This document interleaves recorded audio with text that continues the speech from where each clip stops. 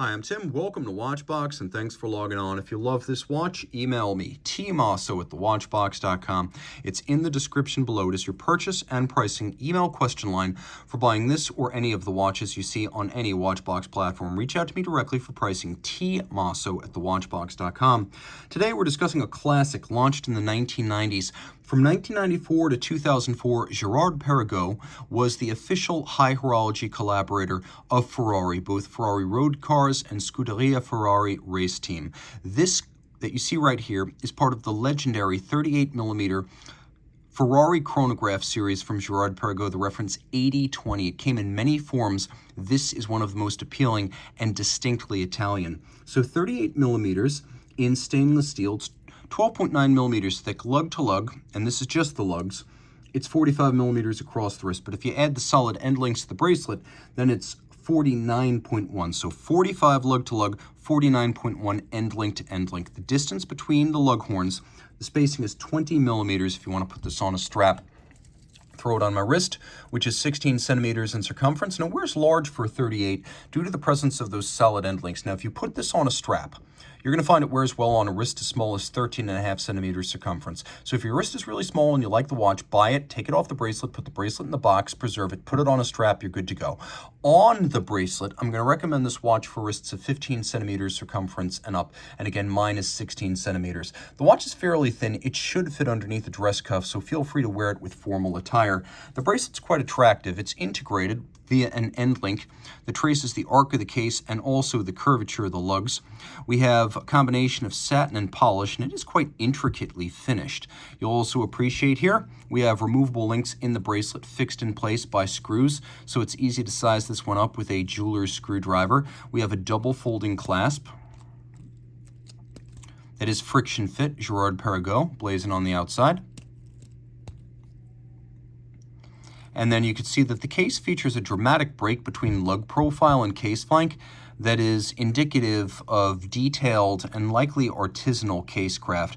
This has every appearance of being a welded style lug, with evidence of the welded joint between case and lug removed to create these satisfying sharp creases. Everything's polished with the exception of the satin finish on the top of the bezel, and the case band itself is a little bit of a tumble home and a roll, kind of like a teapot. You can see it's rolled on the side.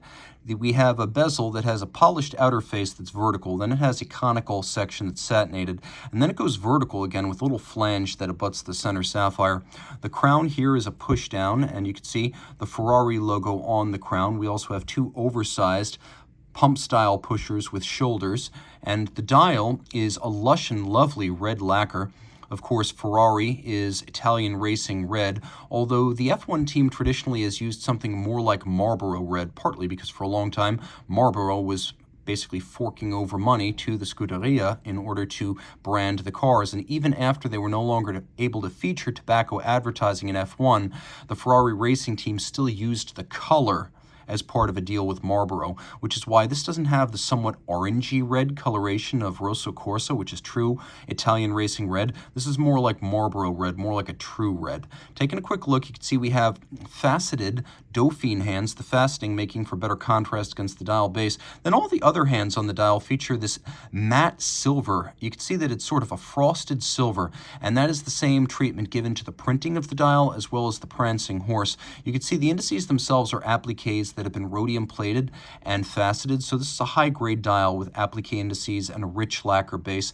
We have running seconds for the chronograph over at 3 o'clock. We have chronograph minutes at 9, chronograph hours down at 6 o'clock.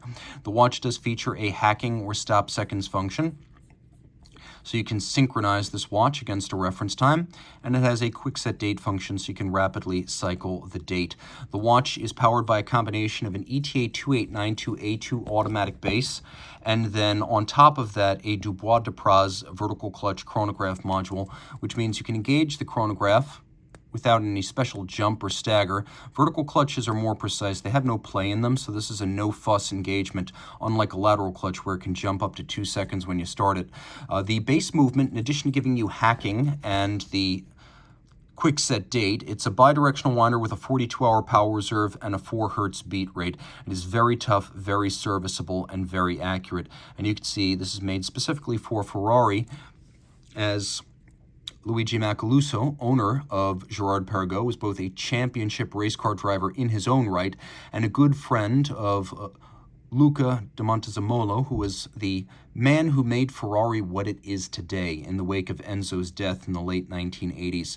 So Montezemolo and, of course, Macaluso were good friends, and the union between Ferrari and Girard-Perregaux was an authentic one born of passion, not marketing considerations, which is why people consider these to be among the finest Ferrari-branded watches ever made and among the best car watch co-brandings ever to succeed. 30 meters water resistance, so this one's for high and dry next to the racetrack. Don't actually take this one swimming. There are other GPs for that. Reach out to Team Mosso at thewatchbox.com for purchase and pricing details.